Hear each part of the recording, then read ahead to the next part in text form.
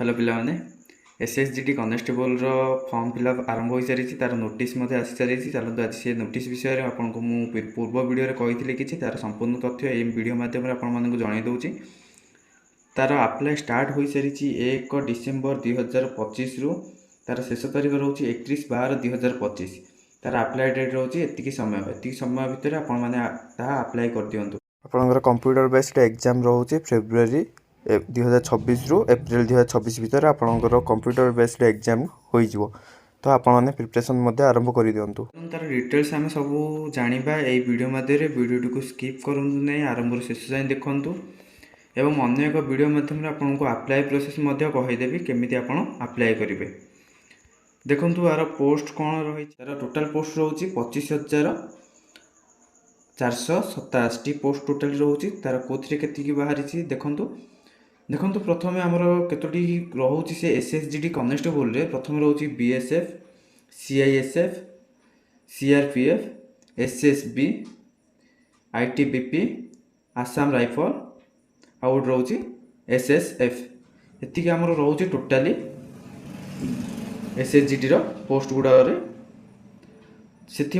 SC ST OBC EWS UR मानी vacancy रही specify होगी किंतु आपण मैंने प्रथमे आपणकर डिटेल्स सब जानतु आप कैटेगोरी सब ठीक ठाक करूँ आप्लाय ठीक करेंगे आ शुणु युड़िक पोस्ट सिलेक्शन करने पूर्व आपने हाएस्ट पोस्ट कौटे अच्छी मो मतरे आप हाएस्ट पोस्ट ही तार सिलेक्शन करेंगे हाएस्ट पोस्ट रू आप फास्ट सिलेक्ट करेंगे देन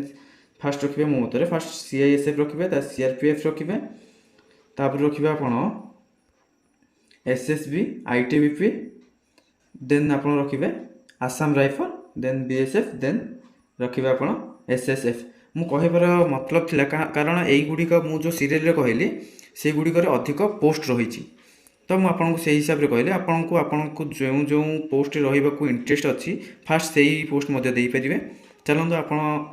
माने कंटिन्यू वीडियो देखूँ टोटाल पोस्ट रोचे के 25,487 जदि किसी भी डाउट रोचे मत कमेंट करेंगे ना मुझे ये पीडीएफ नोटिस टी मुझे डिस्क्रिप्शन में देदेवी चलते तार एज रिलैक्सेशन बा एज के मागुची तार एज रोचे 18 ରୁ 23 गोटे पिला को 18 ରୁ 23 वर्ष जो होती से आप्लाय कर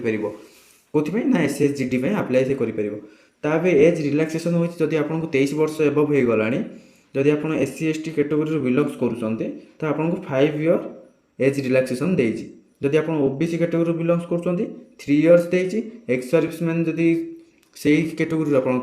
बिलंग्स कर 3 इयर्स देती एज रिलैक्सेशन चलते डिटेल्स आम जाना तार एग्जाम कौन रही देखो तार क्वालिफिकेशन कौन रही एजुकेशनल क्वालिफिकेशन तार एजुकेशन क्वालिफिकेशन रोचे 10th पास मैट्रिकुलेशन जदि आप पास करिसेंती जेकोसी यूनिवर्सिटी हो जेकोसी बोर्ड हो आप पास कर 10th पास होती आप जॉब आप्लाय इलिजिबल इलिजिबल अच्छा देखो एनसीसी सर्टिफिकेट जहाँ पाखे अच्छी तार बोनस मार्क मिलूँ देखो प्रथम रही C certificate B certificate A certificate युड़िक भिन्न भिन्न प्रकार आपन को बोनस मिल जमी आम ए सर्टिफिकेट मिलूँ 2% जदि ए सर्टिफिकेट को लेवल ना आप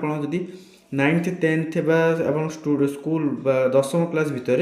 जो सर्टिफिकेट पाई एनसीसी तरफ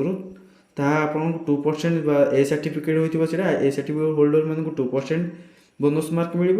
बी सर्टिफिकेट होल्डर मान 3% एवं सी सर्टिफिकेट होल्डर मान 5% बोनस मार्क मिल देखो आप्लिकेशन फी रोचे पुओ मान 100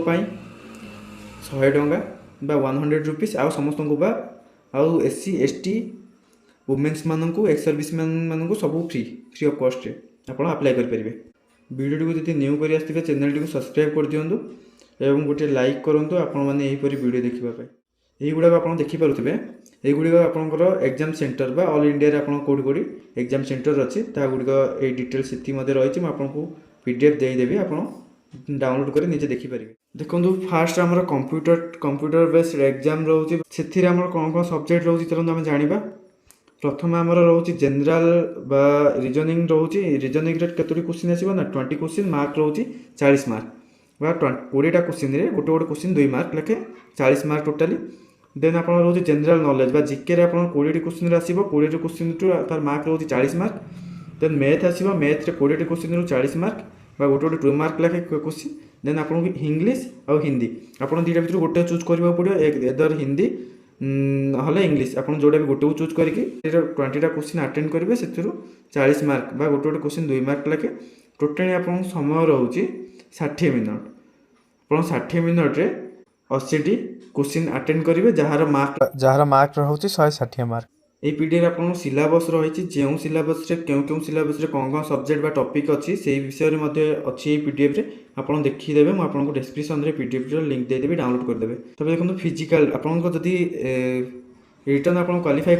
रिटर्न आप क्वालिफाई कर सारापर आपको फिजिकल टेस्ट देवाक पड़ो फिजिकल टेस्ट रे मेल मान रही 5 किलोमीटर 24 मिनट रे 1600 मीटर फीमेल मानक 8 मिनट अधे आपको कंप्लीट करने पड़ो चलतु तार आउ डिटेल्स देखा आम हाँ देखो तापर आप फिजिकल स्टैंडर्ड रे आपको हाइट मागी मेल मान 170 सेंटीमीटर फीमेल मान 157 सेंटीमीटर आप कैटेगोरी वाइज आपको रिलैक्सेशन रही आप चेस्ट बा आप नॉर्मल चेस्ट 80 सेंटीमीटर होबाक अच्छी तार मिनिमम एक्सपेंस कले 5 सेंटीमीटर बढ़ेबाक अच्छी आप चेस्ट ताहा कैटेगोरी वाइज रिलैक्सेशन रही ये आप देखिपे मोड ऑफ सिलेक्शन आप सिलेक्शन को टाइप रही आप क्वालिफाई आपको यूआर अंडर जब अच्छा आपको 30% मार्क रखार अच्छी आदि आप ओबीसी ईडब्ल्यूएस रो अच्छा 25% मार्क रखार अच्छी ऑल अदर कैंडिडेट 20% मार्क रखार अच्छे आप टोटाल मार्क जो 160 मार्क अच्छी तार 20% 20% 25% 30% यही भितर आपको रखा पड़ो आपन को टिके आगु कहूली जो क्यों प्रकार युड़िक आप चूज करेंगे युड़िक आपन को जो कहूली आप आवेदन करने समय यहाँ इंपोर्टाट रोचे कम आप जनसेवा केन्द्र में आवेदन कर ए बी सी डी एमती सीरियल देदेव तो आपन को पोस्ट रे सिलेक्शन करने समय आप जनइबे फास्ट आपको से हिसाब से पकेब पोस्ट अनुसार पकेले आपको सुविधा हम ये आपको फॉर्म रे पीडीएफ रे पाइपर पूरा रजिस्ट्रेशन ठू धरिकी तार अप्लाई प्रोसेस फुल डिटेल्स ये देदेछि जदि आप जापर ना कमेंट करूँ मुझे विषय वीडियो गोटे आनीदेवी आपको स्टेप बाय स्टेप पूरा कंप्लीट वीडियो रे आप पाइपर एवं तार रजिस्ट्रेशन ठू आरंभ करके तार अप्लाई प्रोसेस आपको कहीदेवी आपने वीडियो सब्सक्राइब कर दिंतु एवं सांगसाथी मानक शेयर कर दिंतु। धन्यवाद समस्त को।